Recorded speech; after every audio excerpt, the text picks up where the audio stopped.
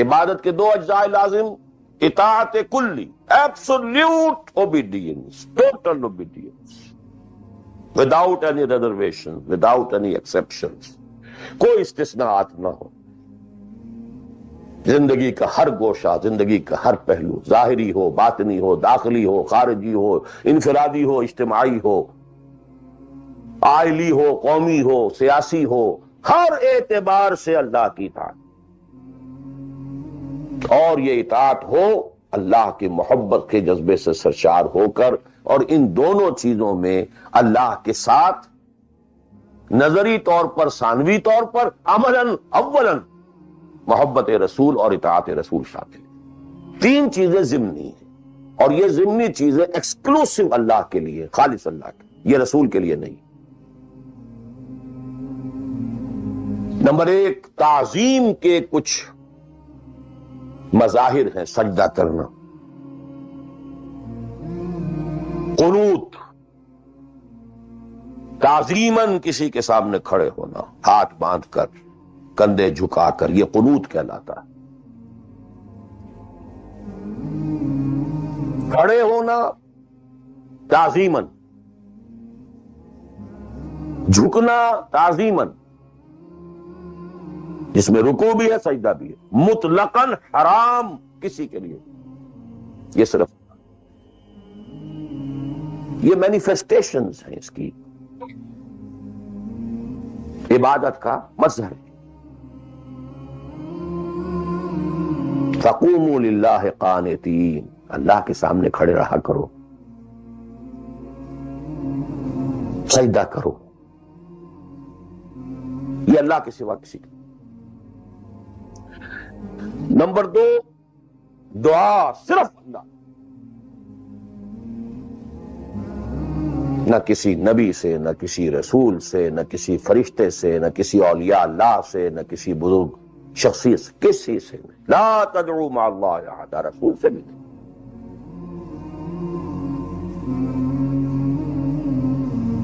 اب اس میں کئی الفاظ نوٹ کر لیجئے: استدعاء، استغاثہ، استمداد، استعانت، وہی مطلب ہے استنصار، صرف اللہ.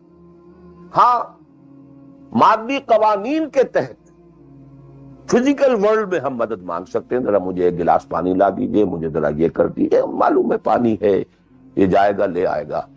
لیکن بالغیب مدد کسی سے مانگنا، استغاثہ کسی سے کرنا، استعانت کسی سے کرنا حرام ہے. عبادت کو زیرو سے ضرب دے کر زیرو کر دیتا.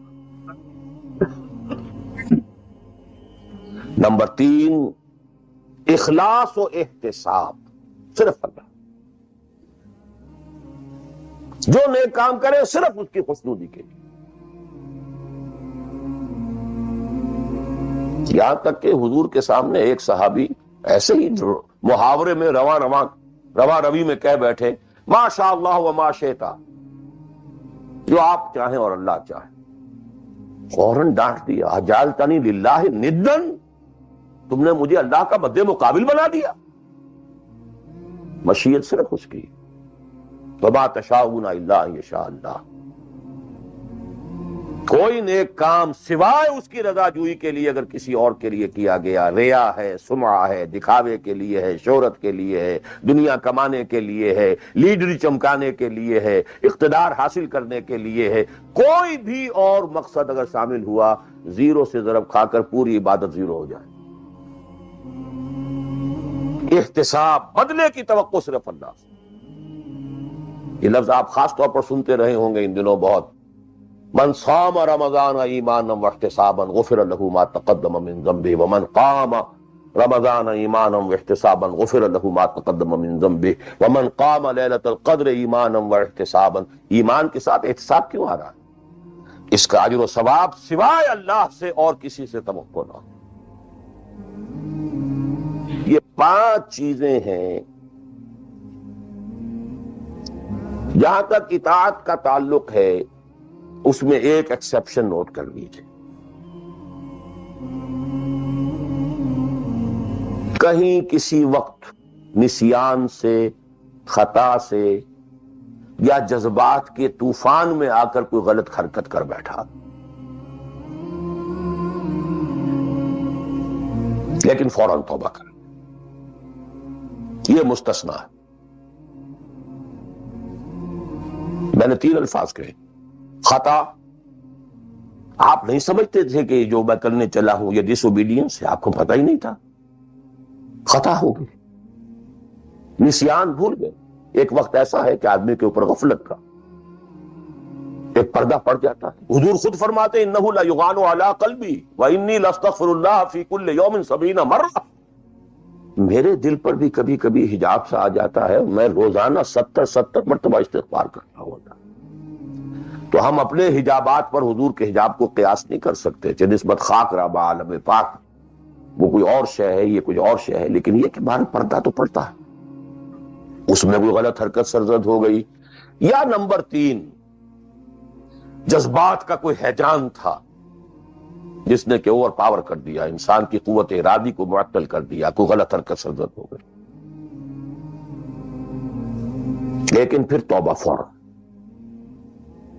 انما التوبۃ علی اللہ للذین یعملون السوء بجہالۃ ثم یتوبون من قریب، جیسے ہی طوفان گزرا فوراً ہوش میں آیا، یہ مجھ سے کیا ہو گیا، لا الہ الا انت سبحانک انی کنت من الظالمین، ربنا ظلمنا انفسنا وان لم تغفر لنا وترحمنا لنکونن من الخاسرین، وان لم تغفر لی وترحمنی لاکونن من الخاسرین۔ اب یہ دعا رہے گڑ گڑا کر اللہ معاف کر دے، it will be written off, it will be expunged، محو کر دیا جائے، یکفر عنہ سیئاتہ، اس کے معنی یہی ہے۔ ہاں اس کے برعکس اگر ایک گناہ بھی جان بوجھ کر مستقلاً کرتے رہے، ایک، باقی ساری 99% عبادت ہو رہی ہے، ایک حرام شے کو اپنے لیے حلال ٹھہرا لیا، شعوری طور پر، ارادی طور پر مداومت کے ساتھ اس کے اوپر ڈیرے جما لیے، وہ ایک گناہ جو ہے وہ پوری عبادت کو 0 سے ضرب دے کر 0 کر دے گا، اور خلود فی النار، آگ میں ہمیشہ رہنے کی وعید۔ بلا من کسب سیئۃ واحاطت بہ خطیئتہ فاولئک اصحاب النار هم فیہا خالدون۔ ان پوائنٹس کو اچھی طرح نوٹ کیجئے، خطا خطا میں فرق ہے، گناہ گناہ میں فرق ہے۔ ایک گناہ غیر شعوری طور پر ہو گیا، خطا سے ہو گیا، نسیان سے ہو گیا، وقتی طوفان جذبات کا، کسی ایسی محفل میں تھے، مجلس میں تھے، ہو گئے، غلطی ہو گئی، فوراً متنبہ ہو گئے، فوراً۔ یہ اور ہے، جیسے کہ آدمی، مجھے اچھی طرح یاد ہے ایک مرتبہ، اور میں بھولتا نہیں اس واقعے کو، میں میڈیکل کالج میں پڑھ رہا تھا، تو ایک سائیکل پر جا رہا تھا کالج، اور سلپری تھی روڈ، جب سائیکل سلپ کرتی ہے تو پتہ نہیں چلتا میں کب گر گیا، گرا ہوں لیکن مجھے پتا اس وقت چلا جب اٹھ چکا تھا کہ میں گرا تھا، کیونکہ آدمی وہ پڑا نہیں رہتا، اٹھتا، یہ جو ہے فوراً اٹھنا، ثم یتوبون من قریب، یہ بھی بعد میں معلوم ہوتا ہے کہ میں گرا تھا جبکہ اٹھ چکا ہوتا ہے، اتنا انسٹنٹینیس ہوتا ہے، یہ ہے یتوبون من قریب۔ اور اس کو اللہ نے اپنے ذمے، انما التوبۃ علی اللہ، اللہ کے ذمے ہے یہ کہ وہ ایسے شخص کی توبہ قبول کرے۔ انما التوبۃ علی اللہ للذین یعملون السوء بجہالۃ ثم یتوبون من قریب۔ بہرحال یہ ایک اس کی ضمنی بات تھی کہ اطاعت کلی کے ضمن میں ان دونوں چیزوں کو ذہن میں رکھیے، گناہ کا ہو جانا، کل بنی آدم خطاؤون وخیر الخطائین التوابون، التائب من الذنب کمن لا ذنب لہ، بہت اس میں ہمارے لیے پر امید باتیں کہی گئی۔ اللہ کو اپنے گناہگار بندے کی توبہ سے اتنی ہی خوشی ہوتی ہے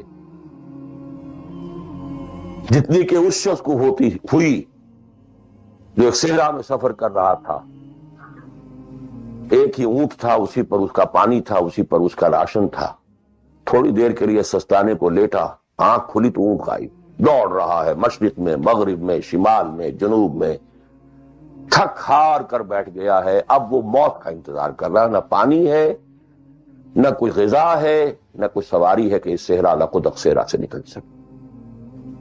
اچانک دیکھتا ہے کہ وہ تو کھڑا ہے، موجود ہے. تو اسے اتنی خوشی ہوتی ہے کہ وہ کہتا ہے اللہ تو میرا بندہ، میں تیرا رب. کہنا یہ چاہتا تھا اللہ تو میرا رب، میں تیرا بندہ، لیکن اتنا مغلوب ہو گیا ہے اس وقت جذبات میں خوشی کے کہ کہہ یہ بیٹھا کہ اللہ تو میرا بندہ، میں تیرا رب. اتنی خوشی ہوتی ہے کہ اللہ کو اپنے کسی گناہگار بندے کی توبہ سے. تو یہ وہ مسئلہ عارضی، فوری، لا علمی، جہالت، طوفان یا کسی ماحول کے فوری اثر کے تحت کوئی غلطی ہو گئی فوراً توبہ کی. لیکن یہ کہ اگر جان بوجھ کر کانشس ڈیسیژن ایک حرام شے کو بھی اگر مستقلاً اختیار کر لیا، بلا من کسب سیئۃ واحاطت بہ خطیئتہ فاولئک اصحاب النار هم فیہا. اب آئیے نیکسٹ، میں جسے آج ایک نیا اینگل کہہ رہا ہوں وہ کیا ہے. دیکھیے اطاعت کے دو پہلو ہیں، انفرادی اور اجتماعی. مجھے مراد کیا ہے؟ ان کی ریشو پروپورشن مختلف ہوگی. کوئی بہت آرگنائزڈ سوسائٹی ہے، اسٹیٹ کا کانسیپٹ ہے، اجتماعیت کا پڑھنا بہت بھاری ہو جاتا ہے، انفرادیت بہت محدود ہو جاتی ہے.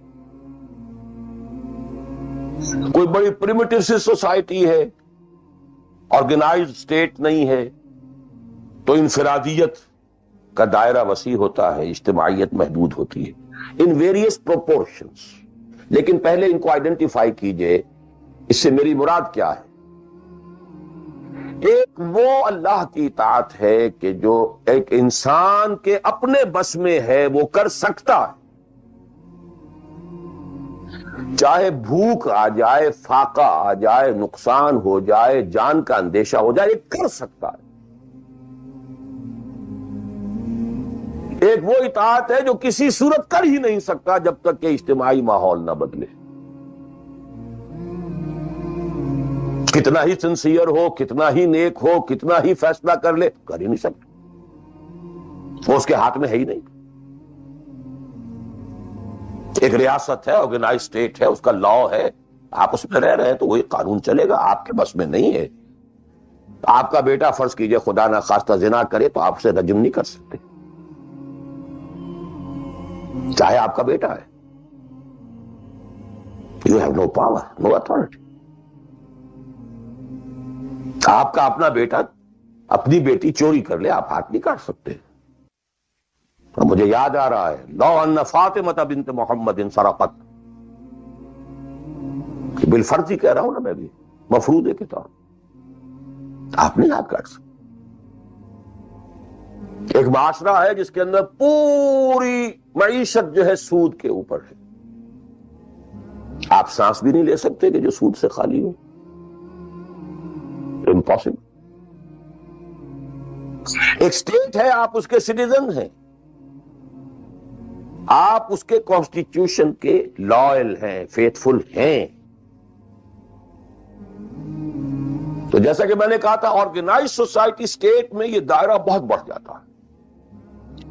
ٹرائبل ہے، وہاں یہ کہ انفرادیت کا کافی دائرہ ہوتا ہے، قانون کم سے کم ہوتے ہیں، نظم کم سے کم ہوتا ہے، سسٹم جو ہے اس کی گرفت کم سے کم ہوتی ہے. اب دیکھیے دو حیثیتیں دنیا میں ممکن ہیں. ایک انتہائی خوش بختی کی، انتہائی خوش قسمتی کی کہ ایک انسان ایک ایسے ماحول میں پیدا ہو گیا ہے یا وہ ہجرت کر کے ایسے ماحول میں چلا گیا ہے جہاں ٹوٹل دین غالب ہے،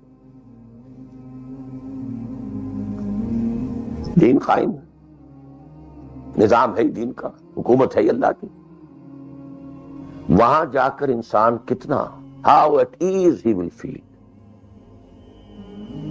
نو فرکشن، وہ بھی اللہ کی بندگی کرنا چاہتا ہے، ماحول بھی سازگار ہے، پورا نظام بھی اللہ کی بندگی پر ہے، پورا قانون بھی اللہ ہی کا نافذ ہے، پورا تعلیم کا ڈھانچہ بھی اللہ ہی کے ہدایت کے مطابق ہے، تمام ذرائع ابلاغ سے بھی اسی کے مطابق چیزیں ہیں جو نشر ہو رہی ہیں، آڈیو ویژول سب کچھ۔ انتہائی خوش قسمتی، موسٹ فارچونیٹ کہ ایک انسان ایسے ماحول میں،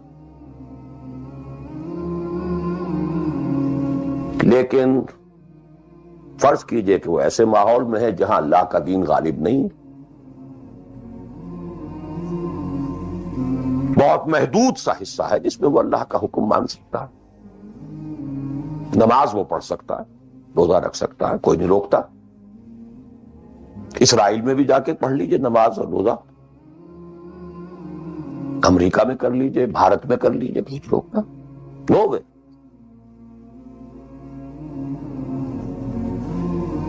لیکن باقی ویرینگ ڈگریز میں ہوگا یہ کہ زندگی کا 75%، 80%، 50%، 60% وہ باطل کے قبضے میں ہے، تو وہ بھی تو 50%، 60% کافر ہے۔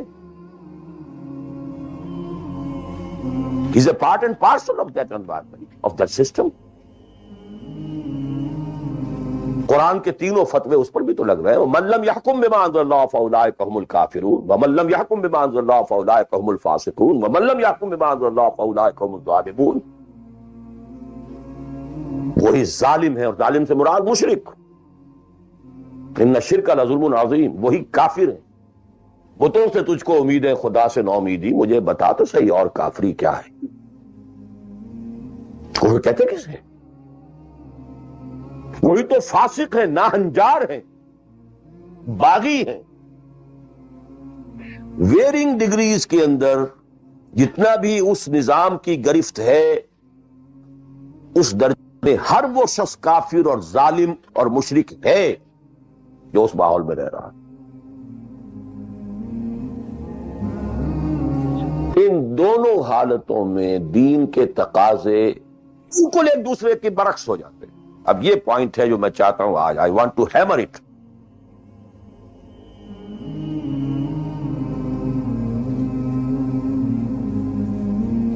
اگر آپ خلافت راشدہ کے دوران پیدا ہو گئے ہوتے، موسٹ فارچونیٹ، موسٹ ایزی، دین قائم ہے، اللہ کے احکام جاری ہیں، سارا نظام وہی ہے، دی ہول اسٹیٹ کرافٹ وہ اسلام کی بنیاد پر کام کر رہا ہے، آپ ایک سٹیزن ہیں، آپ کے لیے تقرب بالنوافل کے درجے کھلے ہوئے، فرض تو پورے ہیں یہاں، نفل نماز پڑھیے، نفل علم حاصل کیجئے، نفل روزے رکھتے چلے جائیے، نفلی چلے کیجئے، جو چاہیے کیجئے، تقرب بالنوافل۔ اور اس تقرب بالنوافل کا درجہ یہاں تک اونچا ہو سکتا ہے، وَيَتَقَرَّبُ إِلَيَّ عَبْدِي بِالنَّوَافِلِ حَتَّى أَكُونَ، میرا بندہ نوافل کے ذریعے سے میرا تقرب حاصل کرتا جاتا ہے، کرتا جاتا ہے، کرتا جاتا ہے، یہاں تک کہ میں اس کی آنکھیں بن جاتا ہوں جن سے وہ دیکھتا ہے، اس کے کان بن جاتا ہوں جن سے وہ سنتا ہے، اس کے ہاتھ بن جاتا ہوں جن سے وہ پکڑتا ہے، اس کے پاؤں بن جاتا ہوں جن سے وہ چلتا ہے۔ حدیث قدسی، اور سارے وہابی بھی مانتے ہیں اس کو، یہ نہ سمجھیے کہ یہ کسی صوفی کی بڑھ ہے، حدیث صحیح عند کل المحدثین۔ اللہ ہاتھ بن جاتا ہے آپ کا، اللہ پاؤں بنتا ہے، اللہ آنکھ بنتا ہے آپ کی، اللہ کان بنتا ہے۔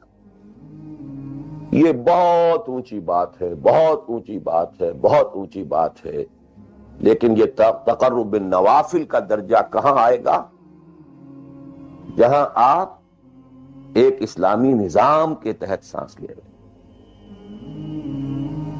ہیں۔ جہاں وہ اسلامی نظام نہیں ہے، پہلا فرض تن من دھن اس نظام کو بدلنے کے لیے لگا دینا. اگر یہ نہیں ہے تو نماز نہیں ہے، منہ پر دے ماری جائے. میں جو کچھ کہہ رہا ہوں علی وجہ البصیرت کہہ رہا ہوں، میری پوری زندگی کے مطالعے کا نچوڑ ہے. نماز منہ پر دے ماری جائے، روزے منہ پر دے مارے جائیں. You reconcile yourself to that system جو میری بغاوت کے اوپر مبنی تھا.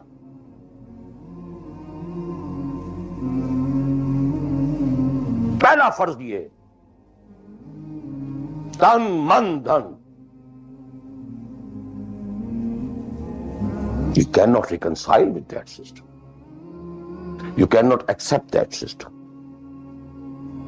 اس میں اپنے آپ کو اکوموڈیٹ کرنا، اس میں اچھے کیریئر تلاش کرنا، اس میں اچھی جائیداد بنانا، اس میں پیسہ جمع کرنا، اس میں اچھی سے اچھی بچوں کو ایجوکیشن تاکہ بہتر سے بہتر زندگی وہ بھی گزار سکیں، سب کا سب حرام، مطلقاً حرام. پہلا کام یہ ہے اپنی جان، اپنا مال، اپنا تن، اپنا دھن سب اللہ کے دین کے لیے خرچ کرو. سب سسٹمز لیول کے اوپر صرف جان کو باقی رکھنے کے لیے جو ناگزیر ہے، that is allowed. Nothing more. This is the point. Crucial point. اب ہمارے سامنے حدیثیں ہوتی ہیں اور سارے فضائل کی کتابیں ہیں اور یہ ہیں جن کا تعلق اس ماحول سے تھا جبکہ دین قائم ہو چکا. اس کانٹیکس میں باتیں ہو رہی، نفل کی بات ہو رہی ہے اور قیام اللیل کی بات ہو رہی ہے اور جو ہے ختم قرآن کی بات ہو رہی ہے، اور اگر فجر کے بعد بیٹھے رہے مصلی پر اور 2 رکعت پڑھ کر اٹھے جبکہ سورج نکل چکا ہے تو اب یہ اتنا اونچا سوال، یہ ساری باتیں all these things become absolutely irrelevant. The deciding factor is دین غالب ہے، ٹھیک ہے، چلو نوافل کی طرف، قرات کی طرف چلو، جتنا آگے سے آگے. یتقرب الی العبد بالنوافل، ورنہ تقرب بالفرائض پہلے فرض کرنے ہو، اور فرضوں میں پہلا فرض جہاد. Now please note this word. جہاد اصل میں اس جد و جہد کا جامع عنوان ہے، your struggle against that system. لہذا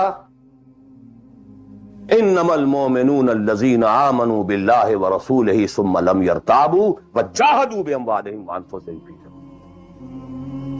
Integral part of the definition of a مومن.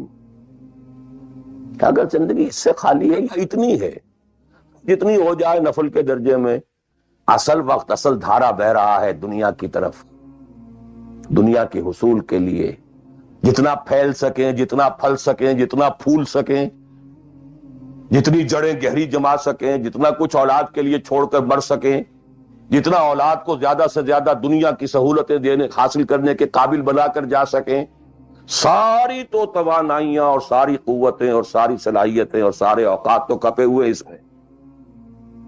اچھا کوئی تھوڑا سا دین کا کام بھی، آخر دھوکہ تو اپنے آپ کو دینا ہی ہے نا.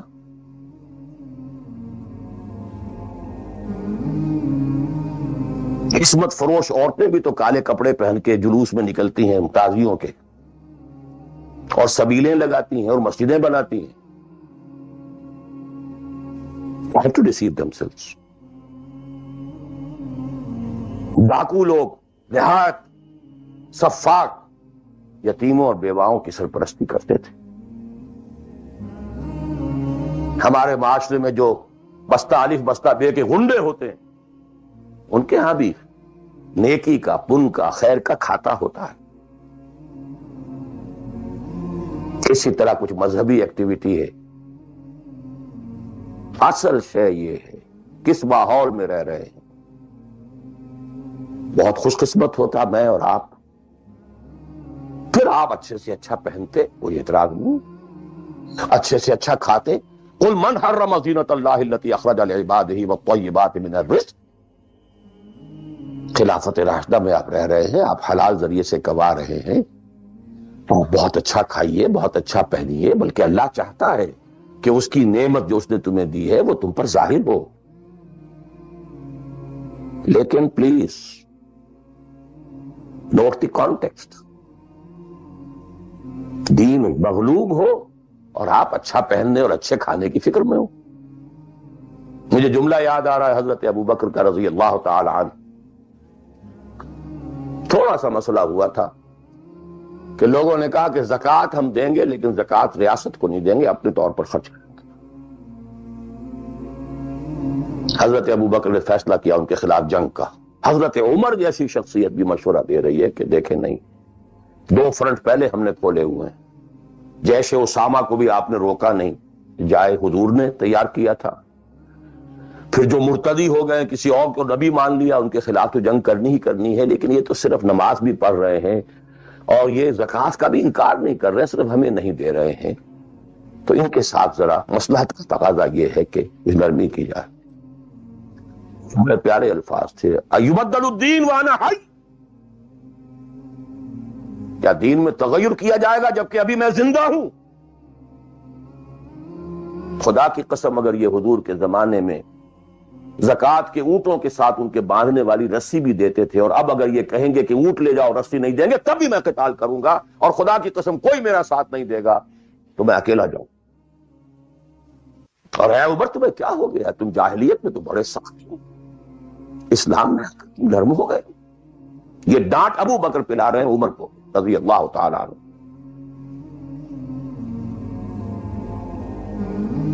وہ اچھی طرح جان لیجیے، میں نہیں کہہ سکتا کہ میں کس طریقے سے اس کو بیان کروں، کیسے ٹھوک ٹھوک کر آپ کے ذہنوں میں اتاروں. یہ ہے اصل شے. دین کا سارا سٹرکچر ہی بالکل ریورس ہو جاتا.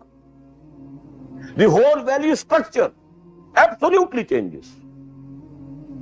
دین غالب ہے تو وہ ساری باتیں ہیں جو ہم نے خوب یاد کی ہوئی ہیں. حاصل حقوق والدین بھی تو ہے نا، آخر بچوں کے حقوق بھی تو ہے نا. یہ حقوق والدین جو ہے ان مہاجرین کو یاد نہیں آئے جو اپنے ماں باپ کو چھوڑ کر مدینے پہنچ گئے تھے. یہ اولاد کے حقوق انہیں یاد نہیں آئے، بیویوں کے حقوق یاد نہیں آئے. وہ تو فینیٹکس تھے نا، پاگل تھے نا. مدینے کے منافقین نے انہیں سفہاء کہا تھا، بے وقوف لوگ ہیں یہ. انؤمن کما آمن السفہاء. These fools, these fanatics. یہ ساری حدیثیں آپ کو یاد ہیں.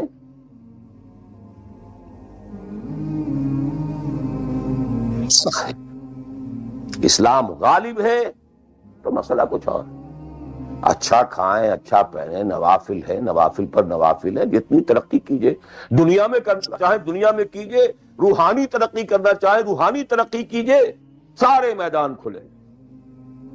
علم میں پروفیسر کہ دیکھیے انسان کا تصور فرائض اگر محدود ہو جائے تو اس کا عمل بھی محدود ہو جائے گا.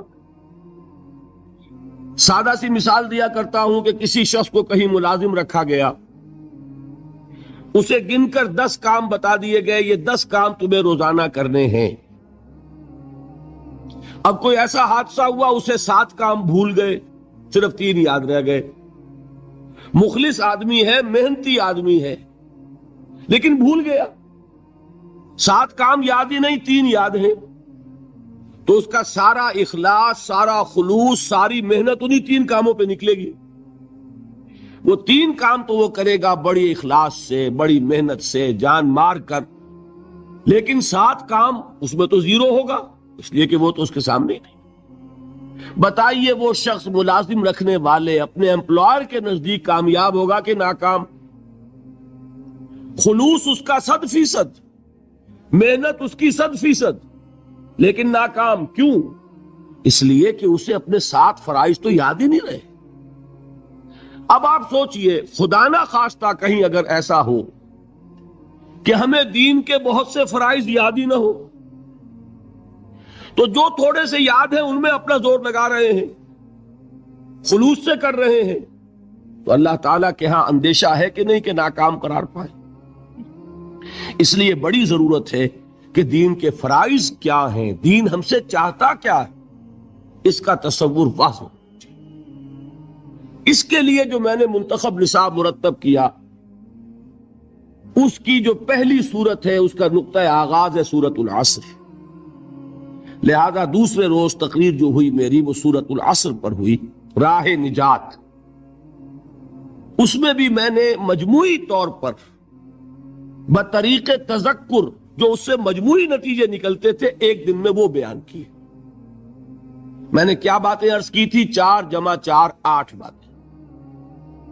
یہ سورت قرآن مجید کی اولین سورتوں میں سے ایک ہے۔ یہ سورت قرآن مجید کی مختصر ترین صورتوں میں سے ایک ہے۔ یہ قرآن مجید کی ادبیت اور فصاحت اور بلاغت میں خاص طور پر سہل ممتنع کی حیثیت سے بہت اونچے مقام پر ہے، اور ان 4 باتوں میں اہم ترین یہ کہ یہ قرآن مجید کی جامع ترین صورت ہے۔ اس لیے میں نے صحابہ کرام کا عمل بتایا کہ 2 صحابی جب آپس میں ان کی ملاقات ہوتی تھی، ایک دوسرے سے جدا نہیں ہوتے تھے جب تک ایک دوسرے کو سورۃ العصر سنانا نہیں، پھر ایک دوسرے کو سلام کرتے تھے، علیحدہ ہوتے۔ کان الرجلان من اصحاب النبی صلی اللہ علیہ وسلم اذا التقیا لم يتفرقا حتى يقرأ احدهما على الاخر سورۃ العصر ثم يسلم احدهما على الاخر۔ میں نے آپ کو امام شافعی کے اقوال سنائے، لو تدبر الناس هذه السورۃ لوسعتهم، اگر لوگ صرف اس ایک سورت پر غور کریں، تدبر کریں تو یہ ان کے لیے کافی۔ لو لم ينزل من القرآن سواها لکفت الناس، اگر قرآن میں سے سوائے اس ایک سورت کے کچھ نازل نہ ہوتا تو یہ بھی لوگوں کے لیے کافی تھی۔ اتنی جامع سورت ہے۔ 4 باتیں اور کیا بتائیں کہ سورۃ العصر کو ایک جملے کی شکل میں اپنے ذہن پر لکھ لیجئے، اللہ تعالی ہمارے لوح ذہن پر بھی کندہ کر دے، لوح قلب کے اوپر بھی اسے نقش کر دے۔ والعصر ان الانسان لفی خسر الا الذین آمنوا وعملوا الصالحات وتواصوا بالحق وتواصوا بالصبر۔ زمانے کی قسم ہے یا زمانہ گواہ ہے، تمام انسان خسارے میں ہیں، گھاٹے میں ہیں، ٹوٹے میں ہیں، سوائے ان کے جو ایمان لائے اور انہوں نے نیک عمل کیے، اور انہوں نے ایک دوسرے کو حق کی وصیت کی، اور انہوں نے ایک دوسرے کو صبر کی تاکید کی۔ اس سے نتائج کیا نکالے میں نے؟ 4۔ اس صورت نے ہمارے سامنے کامیابی اور ناکامی کا ایک معیار رکھ دیا ہے۔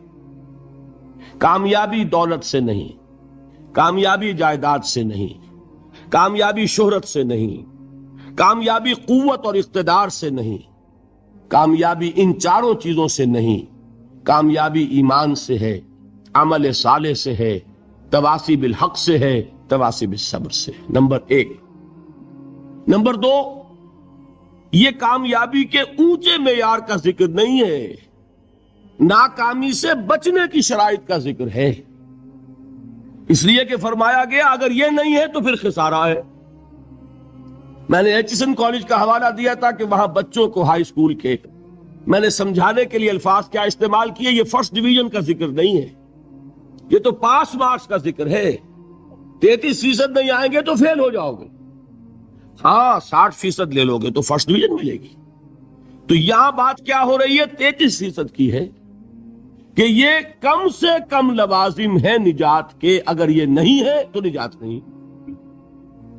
نمبر 3، جب 4 چیزیں اللہ تعالیٰ بیان فرما رہا ہے نجات کی شرائط، تو کسی کو اختیار نہیں کہ ان میں سے ایک کو بھی کم کر دے۔ نبی اکرم صلی اللہ علیہ وسلم کا قول میں نے آپ کو سنایا، ان سے مطالبہ کیا گیا کہ کچھ کمی کر دیجئے، قرآن میں کچھ تبدیلی کر دیجئے۔ کیا فرمایا؟ کیا حکم دیا گیا؟ قل ما یکون لی ان ابدلہ من تلقاء نفسی ان اتبع الا ما یوحی الی، میں اس میں کوئی ترمیم نہیں کر سکتا، میں تو خود پابند ہوں اس کا جو مجھ پر وحی کیا جا رہا ہے۔ معلوم ہوا 4 چیزیں لازم ہیں، ان میں سے کسی ایک کو بھی آپ ساقط کر دیں گے تو ذمہ داری اب آپ کی ہے، اللہ کا ذمہ ختم ہوا۔ اللہ نے نجات کا وعدہ کیا 4 شرطوں کے ساتھ، آپ کو یہ کم کر دیجئے، اب اللہ کا وعدہ نہیں رہا۔ اب کیا ہو جائے گا اگر قرآن مجید کی اصطلاح لیں گے؟ تلک امانیہم، اب یہ ان کی نیک خواہشات ہیں. نیک خواہشات سے بھی اصل مفہوم نہیں سمجھیں گے. انگریزی کا لفظ ہے وشفل تھنکنگ. آپ اپنی خواہشات کو خیالات کا جامہ پہنا دیتے ہیں. یہ ہماری خواہشات ہیں جو اپنے نظریات کی شکل اختیار کر لیتی ہیں. اللہ تعالیٰ کے ہاں تو نجات کے لیے چاروں شرطیں ہیں. دلیل میں نے کیا دی تھی؟ وربیٹم، لفظ بلفظ میں نے نقل کیا. کس کا قول؟ امام رازی رحمت اللہ علیہ کا. فی ہذہ الآیت وعید شدید، اس آیت میں بڑی شدید وعید ہے. لأن اللہ تعالی حکم بالخسار علی جمیع الناس، اس لیے کہ اللہ تعالیٰ نے تو تمام انسانوں کے بارے میں خسارے کا، گھاٹے کا، ناکامی کا فیصلہ کر دیا. الا من کان آتیا بہذہ الاشیاء الاربعۃ، سوائے ان کے جو یہ چار شرطیں پوری کریں. وہی الایمان والعمل الصالح والتواصی بالحق والتواصی بالصبر. فدل ذلک، اس سے یہ ہمیں رہنمائی ملی، یہ دلیل ہے اس بات کے لیے ان النجات معلقۃ بمجموع هذه الاشیاء، کہ نجات کا دار و مدار ان چاروں چیزوں کے مجموعے پر ہے. بتائیے اب اس کے بعد بھی کوئی اور دلیل ضروری ہے؟ یہاں ایک بات مجھے بعد میں یاد آئی تھی کہ بیان ہونے سے رہ گئی تھی، وہ چوتھی بات نوٹ کر لیجئے. یہ چاروں چیزیں لازم و ملزوم ہیں. اصل میں یہ چار نہیں ہے، یہ آپ کہہ سکتے ہیں کہ ایک ہی چیز ہے. ایمان صحیح ہوگا، عمل لازماً درست ہوگا. وہ ایمان ہی کیا ہوا جو عمل کو درست نہ کرے؟ اپنا عمل صحیح ہوگا تو آدمی کسی دوسرے کو بھی غلط کام کرتے ہوئے نہیں دیکھ سکتا. وہ غلطی کو برداشت کرتا ہے تبھی جب کہ اس کے اپنے اندر پانی مر رہا ہو. کہیں اپنے دل میں چور ہوگا تو وہ کسی غلط بات کو برداشت کرے گا، ورنہ جو انسان خود صحیح ہوگا وہ غلطی کو کبھی برداشت نہیں کرے گا. وہ حق کا علمبردار بن جائے گا، پرچارک بنے گا.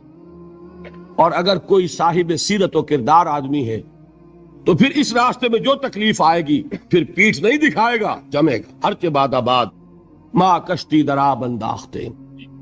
تو یہ چار چیزیں ہیں ہی نہیں، یہ تو کھول کر اللہ نے بتا دیا ہے. حقیقت میں شے ایک ہی. میں اس کی ایک سادہ مثال اور دیا کرتا ہوں. دیکھیے آپ تصور کیجئے کسی شخص کا، کسی انسان کا ہو صاحب سیرت و کردار، کیریکٹر والا آدمی ہو، مرد ہو، بودا نہ ہو، بزدل نہ ہو، کمزور نہ ہو. اس شخص کے سامنے کوئی معاملہ آیا، پہلا کام کیا ہوگا کہ وہ اس میں حقیقت کی تہ تک پہنچے. بات کیا ہے سمجھنی چاہیے، ہوگی کہ نہیں؟ سرسری طور پہ کوئی فیصلہ نہ کر دے، بات کو سمجھے، حقیقت کی تہ تک پہنچے. نمبر دو، جو بات سامنے آئے اسے قبول کرے، پھر گھبرائے نہیں. He must face the reality and accept the reality. اگر صاحب کردار آدمی ہے اس کو خود اختیار کرے. میں سقراط کی مثال دے چکا ہوں. اس نے زہر کا پیالہ پسند کر لیا لیکن حق کو بیان کرنے سے رک جانا اس نے گوارا نہیں کیا. تیسری بات یہ ہوگی اس کا اعلان کرے ڈنکے کی چوٹ کے، یہ ہے حقیقت.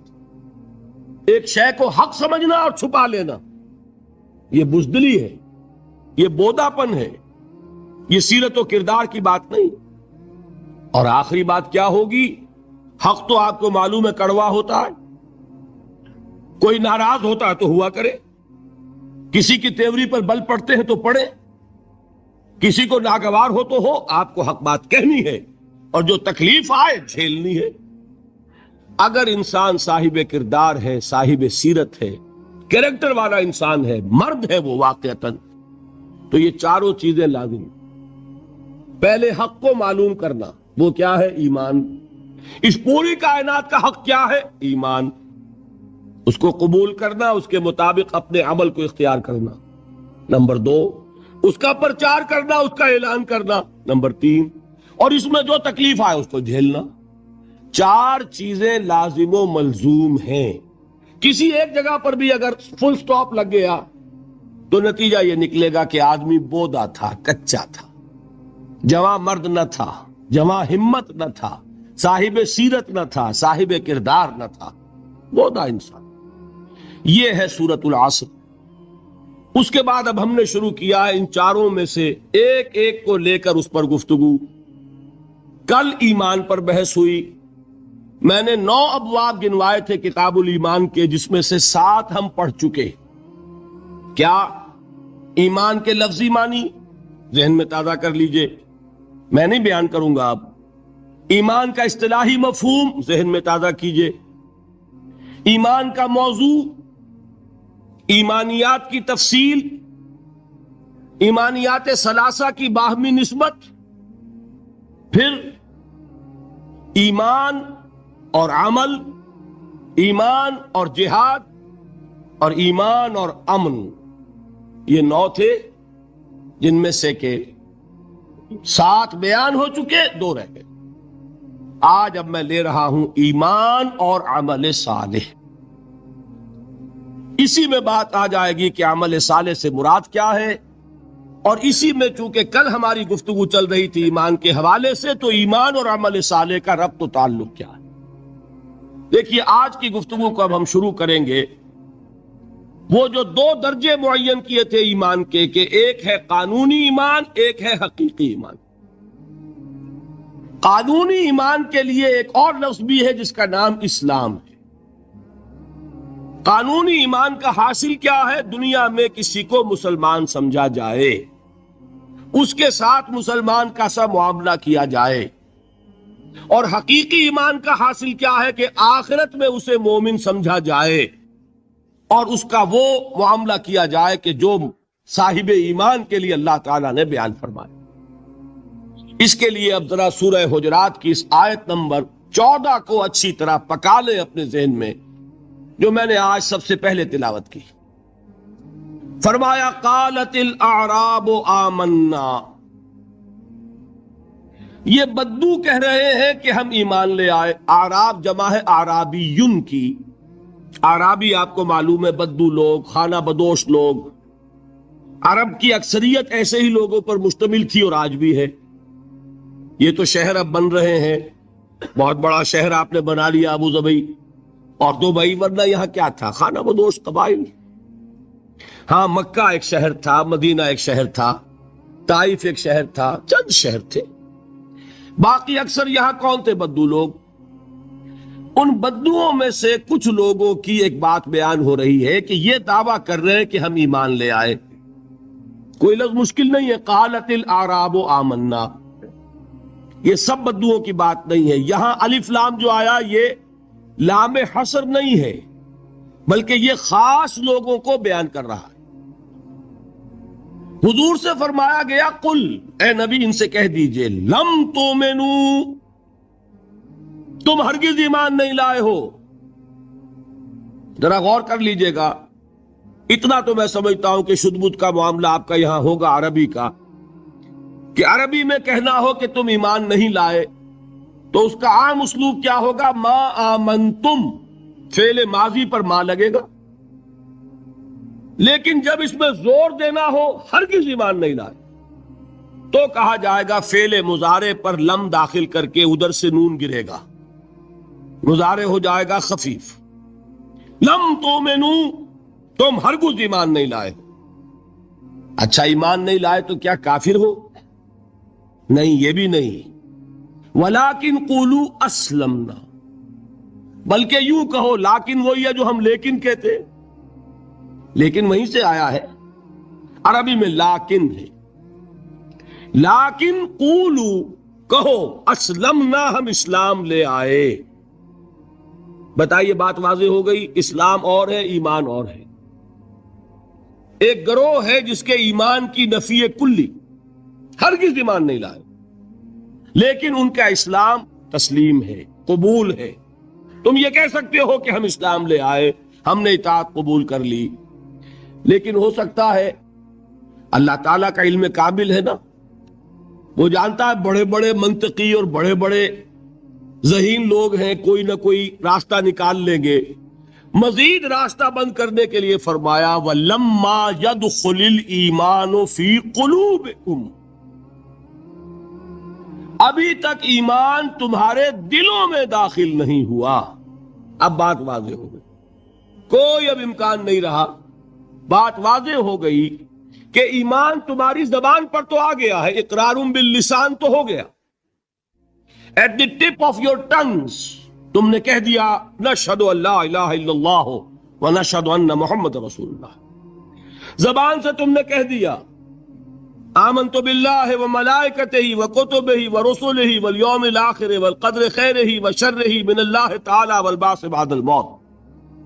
زبان سے تم نے کہہ دیا آمنت باللہ کما ہوا باسمائہ وصفاتہ وقبلت جمیع احکامہ، اقرار باللسان وتصدیق بالقلب. لیکن یہ سب کچھ زبان سے ہی کہا ہے نا، ابھی دلوں میں یہ بات داخل نہیں ہوئی. بات سمجھ میں آئی؟ معلوم ہوا کہ جب تک دل میں داخل نہ ہو مومن نہیں کہہ سکتے. ہاں مسلم کا تمہیں تسلیم کر لیا جائے گا، مسلمان مان لیا جائے گا. تم اسلام کا دعویٰ کر سکتے ہو، ایمان کا دعویٰ نہیں کر سکتے. ایمان کا دعویٰ حقیقتاً اس وقت ہوگا جبکہ وہ ایمان تمہارے دلوں میں داخل ہو جائے، جاگزی ہو جائے، راسخ ہو جائے. اب دیکھیے کسی بھی چیز کو بیان کرنے کا ایک مثبت اسلوب ہوتا ہے، ایک منفی. یہ منفی اسلوب ہے، ایمان تمہارے دلوں میں داخل نہیں ہوا. مثبت اسلوب کیا ہے؟ وہ صحابہ کرام کے بارے میں فرمایا وَلَٰكِنَّ اللَّهَ حَبَّبَ إِلَيْكُمُ الْإِيمَانَ وَزَيَّنَهُ فِي قُلُوبِكُمْ. یہ اسی سورہ حجرات میں ہے.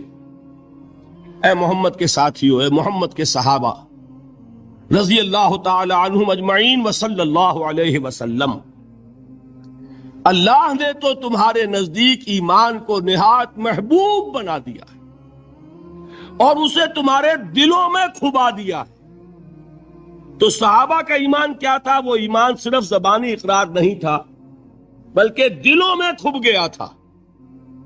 اور کچھ لوگ ایسے تھے جن کے بارے میں یہاں گفتگو ہو رہی ہے کہ ان کی زبانوں پر تو تھا، دلوں میں ابھی داخل نہیں ہوا تھا.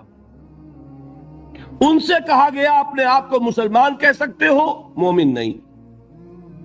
اب یہاں سے بات سمجھ لیجئے، یہ میں نے کل آپ کو بتا دیا تھا ایمان کے 2 درجے. اس آیت کے حوالے سے اب اس کو اچھی طرح ذہن نشین آپ نے کر لیا. اب آئیے بحث عمل کی. اور میں یہاں آپ کے سامنے ایک بات رکھنا چاہتا ہوں، شاید آپ چونکیں بھی پریشان بھی ہو جائیں، لیکن انشاءاللہ وہ پریشانی جلدی رفع بھی ہو جائے گی. دیکھیے ہمارے جو اسلاف ہیں، صحابہ کرام کے بعد ائمہ، یہ ہمارے اسلاف میں چوٹی میں ہیں. ان اسلاف میں، ان ائمہ میں 2 بنیادی قسمیں ہیں، ایک محدثین اور ایک فقہاء. محدثین ان کا کام کیا تھا؟ قرآن تو اللہ نے خود جمع کر دیا تھا، میں پہلے دن بیان کر چکا ہوں حضور کے سیرہ مبارک میں. حضور نے صحابہ کو اسی ترتیب سے قرآن پڑھا دیا اور سینکڑوں صحابہ نے یاد کر لیا. پھر جو کمی اگر رہ گئی تھی کتابی شکل میں حضرت ابو بکر لے آئے. پھر اگر اس میں کوئی فرق پڑ رہا تھا پڑھنے کے انداز میں تو ایک کتابت کے اوپر جمع کر دیا حضرت عثمان نے. بات ختم ہو گئی. خلافت راشدہ میں قرآن کا معاملہ تو محفوظیت کی آخری درجے کو پہنچ گیا. اب اصل مرحلہ کیا تھا؟ حضور کے اقوال مبارک کو جمع کرنا. ان کو بھی تو سمیٹنا ہے نا. صحابہ ہیں، منتشر ہو گئے ہیں، کوئی صحابی کوفے چلے گئے، کوئی صحابی دمشق چلے گئے، کوئی کہیں چلے گئے، کوئی کہیں چلے گئے.